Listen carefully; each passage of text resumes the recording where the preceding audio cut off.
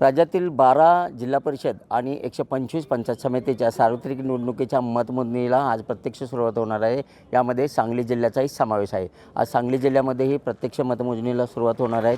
एकंदरीत पाहिलं तर 7 तारखेला झालेल्या या संपूर्ण सांगली जिल्ह्यामध्ये जे जिल्हा परिषद आणि पंचायत समितीची निवडणुका झाली यामध्ये 70% मतदान झालं होतं। त्यामुळे आज प्रत्यक्ष मतमोजणीला सुरुवात होणार आहे। एकूण 61 जागांच्यासाठी 211 उमेदवार या सांगली जिल्हा परिषदेच्या निवडणुकीसाठी सामोरे उभा जात आहेत। तर त्याचबरोबर 122 पंचायत समितीसाठी 327 असे एकूण 551 उमेदवार या निवडणुकीच्या रिंगणात उभा होते। यामध्ये अनेक दिग्गजांची प्रतिष्ठा यामध्ये पणाला लागली होती। त्यामध्ये आमदार जयंत पाटील असतील, आमदार विश्वजित कदम असतील, त्याचबरोबर खासदार विशाल पाटील, त्याचबरोबर आमदार सुहास बाबर, आमदार गोपीचंद पडळकर, माजी आमदार सदाभाऊ खोत, त्याचबरोबर या ठिकाणी मानसिंगराव नाईक, सत्यजित देशमुख, त्याचबरोबर संपूर्ण सांगली जिल्ह्यामध्ये पाहिलं तर अनेक आजी माजी आमदार खासदारांची सुद्धा प्रतिष्ठा यामध्ये पणाला लागली होती। आमदार रोहित पाटील असतील, माजी खासदार संजय काका पाटील यांची प्रतिष्ठा या निवडणुकीच्या माध्यमातून पणाला लागली आहे।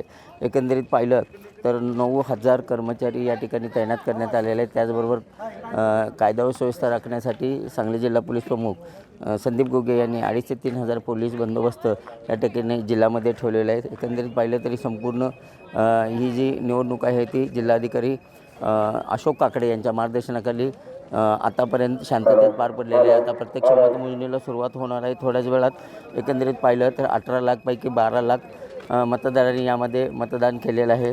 एकंदरीत पाहिलं तर 191 या ठिकाणी 10 तालुक्यातून मतमोजण्या या ठिकाणी होणार आहेत। 122 फेऱ्या या ठिकाणी होणार आहेत। 191 टेबलावरती या 122 फेऱ्या होणार आहेत। एकंदरीत पाहिलं तर 10 ठिकाणी ज्या मतमोजण्या होणार आहेत त्या ठिकाणी 10 ते 14 फेऱ्या या ठिकाणी होणार आहेत। आणि आता थोड्याच वेळात या ठिकाणी निवडणुकीला मतमोजणीला सुरुवात होत आहे। कॅमेरामन सुजित सोबत मी शंकर देवकुळे, TV9 मराठी, सांगली।